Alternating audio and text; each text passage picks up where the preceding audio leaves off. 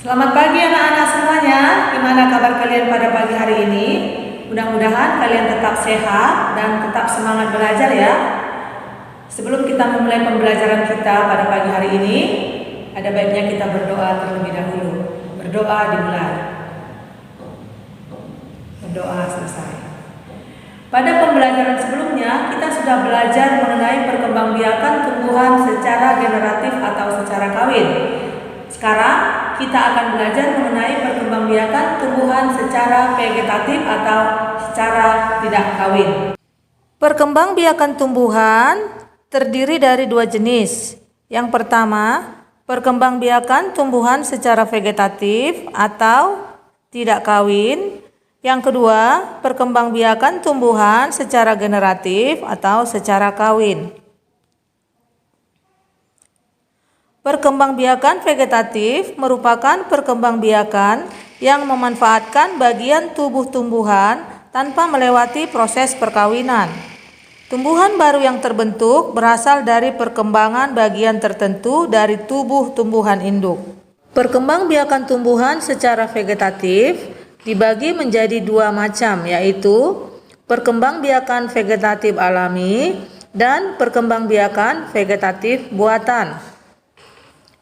Perkembangbiakan vegetatif secara alami terjadi tanpa bantuan manusia.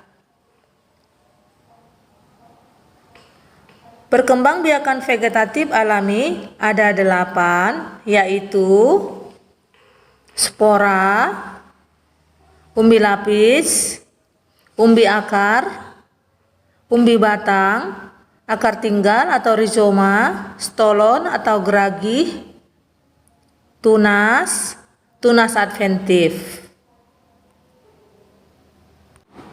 Perkembangbiakan vegetatif alami yang pertama adalah umbi lapis. Umbi lapis adalah pelepah daun tipis yang berlapis-lapis. Pada bagian atas umbi akan tumbuh daun, sedangkan pada bagian bawah umbi akan tumbuh akar serabut yang membentuk cakram.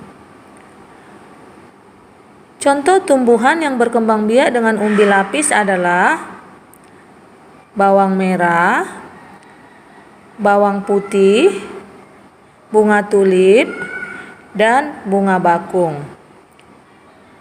Perkembangbiakan vegetatif alami yang kedua adalah spora.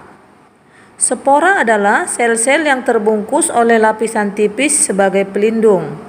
Spora dikenal sebagai alat persebaran biji pada tumbuhan berpembuluh. Contoh tumbuhan yang berkembang biak dengan spora yaitu lumut, paku atau tumbuhan paku, tumbuhan pakis, dan suplir.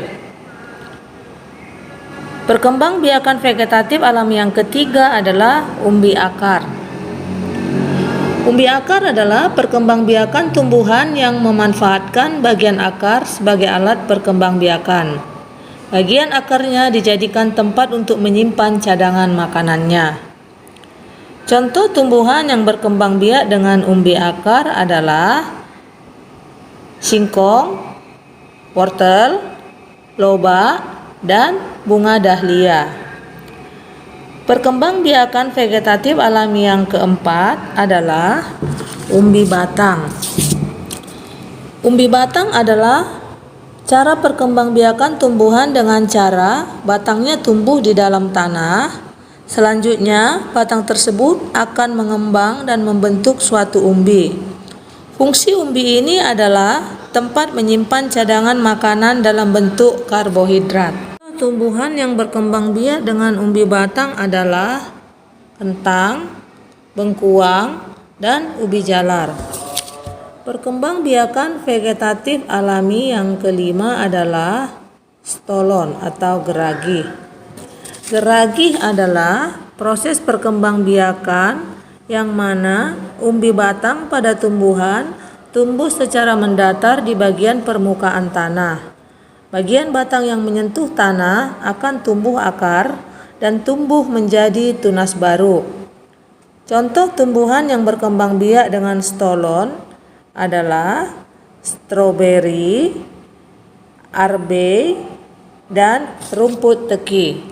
Perkembangbiakan vegetatif alami yang keenam adalah tunas. Tunas adalah bagian tanaman yang tumbuh dalam tanah di sekitar induk tumbuhan sehingga membentuk rumpun. Contoh tumbuhan yang berkembang biak dengan tunas adalah tebu, pisang, dan bambu. Perkembangbiakan vegetatif alami yang ketujuh adalah tunas adventif. Tunas adventif adalah tunas yang tumbuh pada bagian tepi daun atau bagian akar. Contoh tumbuhan yang berkembang biak dengan tunas adventif adalah cocor bebek. Perkembangbiakan vegetatif alami yang kedelapan adalah rizoma atau akar tinggal. Akar tinggal merupakan bagian batang yang tumbuh mendatar di dalam tanah dan menyerupai akar dengan batang yang berbentuk ruas. Di setiap ruas dapat tumbuh tunas. Bagian yang menghubungkan satu dengan tumbuhan yang lainnya disebut rizoma. Rizoma yang menghubungkan tumbuhan tersebut bukanlah akar, melainkan adalah batang yang tumbuh mendatar di dalam tanah. Contoh tumbuhan yang berkembang biak dengan rizoma adalah jahe, lengkuas, temulawak, dan kunyit. Demikianlah pembelajaran kita pada pagi hari ini. Mudah-mudahan kalian mengerti apa yang barusan Ibu jelaskan. Tugas kalian adalah yang pertama, mencatat apa yang sudah Ibu jelaskan barusan. Yang kedua, mencari masing-masing dua tumbuhan yang berkembang biak secara vegetatif alami. Sekian dan terima kasih. Tuhan Yesus memberkati.